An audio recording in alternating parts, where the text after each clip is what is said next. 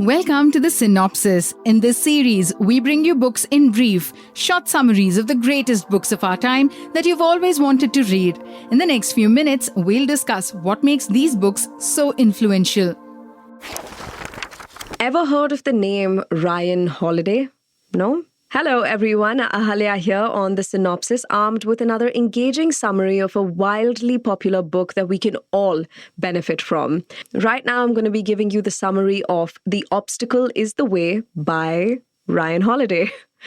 A very popular self-help book writer who's also known for his other book, Ego is the Enemy. But now, on to The Obstacle is the Way. But to better understand the thoughts in this book, we need to talk about another philosophy, and that is stoicism. Stoicism is a school of philosophy which believes that the thing that is in your way or is blocking your way is the way. The Stoic way of thinking and living was popularized by Meditations, a collection of writings by Marcus Aurelius, a Roman emperor from the 2nd century AD. Stoic philosophy claims that there are usually two kinds of responses we can choose when we encounter obstacles in our life, and they are either to completely change our path or to give up and surrender to our fate. And yet, some of the greatest people who have ever lived faced obstacles constantly, but they devised ways to overcome them. Using that in his 2014 book, The Obstacle is the Way, Ryan Holiday says whether you're dealing with a difficult boss or lack of employment during a recession or a pandemic, all of us have to take obstacles head on and use them to our advantage to move ahead in our life's journey. So in the next few minutes, we're going to take a look at all of the thoughts in this book. The first being perception, action, and willpower turn obstacles into advantages. Obstacles in our way leave us upset and frustrated, maybe even fearful. But such emotions are counterproductive because they shift our focus from the more important things that one must observe. Like our perception about the obstacle, viewing an obstacle from the right perspective reveals hidden possibilities that we can actually use to our advantage. This sort of approach was important to the success of John D. Rockefeller, the oil baron during the financial crisis of the 1850s. Rockefeller was able to observe how those who panicked behaved and where their actions went wrong. He saw the panic as well as the obstacle and was able to perceive the opportunities they presented. He took action and soon became one of the world's richest men. But don't worry, that's not all that made him rich. Mere perception is not enough. It needs to be followed up with the correct action. And that brings us to the next thought. We perceive obstacles clearly by learning to see objectively. Most people, when faced with a difficult obstacle, start thinking that the world is against them and nothing is going their way. Holiday says that we must choose to think objectively at such a juncture. So ask questions like, what can I do to turn the obstacle into an advantage? A good example is the famous boxer Reuben Hurricane Carter, who was falsely imprisoned on murder charges in the 1960s. That case was featured in the amazing 1999 movie, The Hurricane, starring Denzel Washington. As Carter entered prison to serve a life sentence, he resolved to make the best of his situation. He used his time to study history, philosophy, and law. 19 years later, his case was overturned and he was released, a free man who had used his misfortune to sharpen his mind and intellect. And that's all easier said than done, though. How does one learn to view anything objectively, really? Well, by detaching from our highly personal and subjective view of any situation. Imagine that you're advising a friend about overcoming an obstacle. What would you ask them to do? Use that solution for yourself. The Stoics of ancient Greece would imagine how a wise man would react to an obstacle, thus exploring hidden sources of wisdom that they may have missed earlier. And the reason we tend to make such errors in judgment is because of uncontrolled emotions. Uncontrolled emotions cause mistakes in judgment and perception. They make it harder for us to deal with obstacles because they prevent us from viewing situations objectively. So learn to steady your nerves.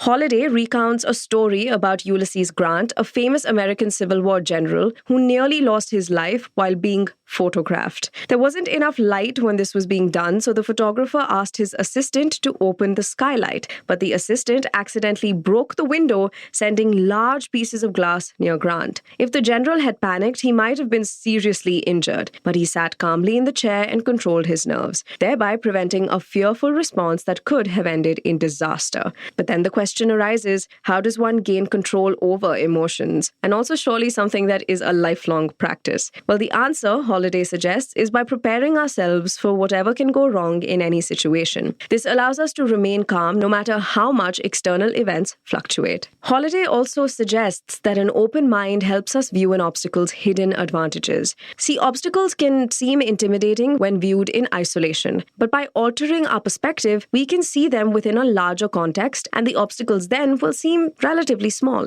George Clooney, the big Hollywood star, is a great example of such thinking. When he first came to Hollywood, he struggled to find a role, even becoming angry with directors, producers, and casting agents, and blaming them for his struggle. But he soon changed his perspective by realizing that the obstacle in his way was actually the producer's obstacle, finding the right actor for a role. He then approached auditions as the perfect fit for the role he auditioned for and helped solve their problem. And that's how he was able to transform his obstacle into a stepping stone for his massive success that would follow. Now, to make all of these things a reality, you need consistent action and discipline, because those two things are extremely effective. Once we change our perspective, it's crucial that we follow through with effective action. This calls for discipline to act and the continuation of action till the obstacle is overcome. Demosthenes, the greatest orator of ancient Athens, showed us that discipline wins in the end. After being cheated out of his inheritance by his guardians, Demosthenes was a sick and frail man with a speech impediment, but he didn't give up easily.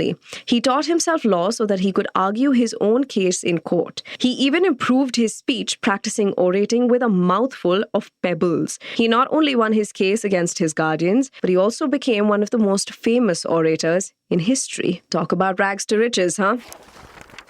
Next, focusing on each moment and the overall process helps us achieve our goals. Imagine that you're part of a long-term project, and no matter how consistent your action, the obstacles just keep coming. What should one do in such a scenario? Holiday says, instead of thinking about the end goal, we must focus on each moment and the larger picture. This helps us deal with the task at hand and increases our chances of long-term success. The Walt Disney Company was formed 11 months prior to the market crash of 1929, and the IT company HP was formed during the Great Depression in 1935. These companies succeeded because they focused on day-to-day activities instead of the problems around them. Now, here is an interesting thought. We can learn how to turn obstacles against themselves by identifying their weakness. Holiday claims that usually the biggest obstacles hide the biggest weaknesses, making them very vulnerable to defeat with persistent action. Mahatma Gandhi's civil disobedience movement, called Satyagraha, and the Salt March show how great power can be turned on itself. Knowing that fighting the British through armed conflict would be futile, he decided to use nonviolence and symbolic acts to fight them another way. His Salt March resulted in hundreds of thousands of Indians marching to the ocean to collect salt to oppose the British law of unregulated salt collection. And because of its nonviolent nature, the British couldn't use their military might to quell this show of power by the Indians.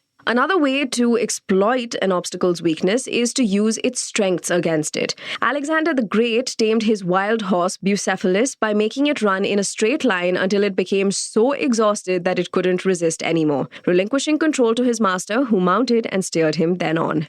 And the last thought. Your willpower enables you to accept what you cannot change and change what you can. Unless we believe in ourselves and apply our willpower to our actions, we cannot turn obstacles into advantages. The Stoics of ancient Greece and Rome, Epictetus, Seneca, and Emperor Marcus Aurelius, always asked themselves what was in their control and what was not. They knew that they could not control external factors such as natural events, other people's actions, death, but internal factors such as emotions, judgments, attitudes, responses, and decisions all could be changed according to any given situation or obstacle. A disciplined will allows you to push yourself to your limits.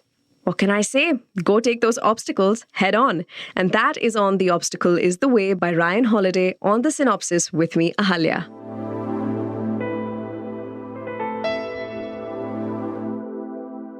We hope you enjoyed this episode of The Synopsis, powered by Timber Media.